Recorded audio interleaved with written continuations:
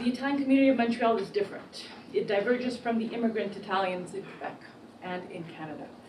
Existing literature about Italian immigrants in Canada provides insight to their journey, but often paints an incoherent portrayal of the Italian community in Montreal. The Italian diaspora counts over 70 million across worldwide, which surpasses the population of Italy today, which is at 60 million. From that number, 800,000 settled in Canada and 300,000 are in Montreal. Studies indicate that contrary to popular belief, many Italians arriving post-Second World War chose French as their primary language of communication. Why did a shift occur in the 1960s? Close to 86% of the Italians then chose to send their kids to English school.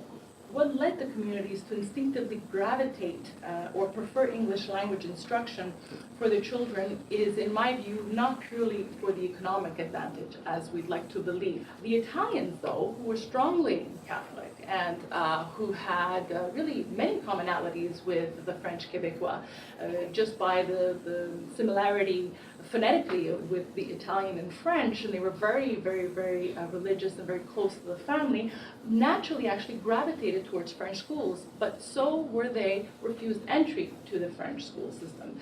It is a very little known fact, poorly documented, but through my research and actually not real life testimony, this was confirmed. In fact, why this happened?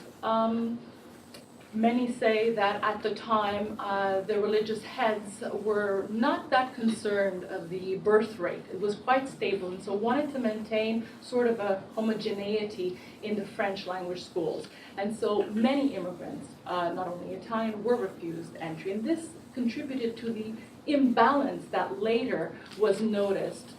I can't speak of the linguistic crises in Quebec, or one would call it the linguistic debate, without talking about the crisis of St. Leonard in '68. What happened in St. Leonard was that they were actually catering their school system to their needs, and more so in the schools, there was a bilingual system. English was very present, but so was French. This caught the attention of Francophone intellectuals, nationalists. At the same time, they were worried about the fact that there was a birth rate in decline.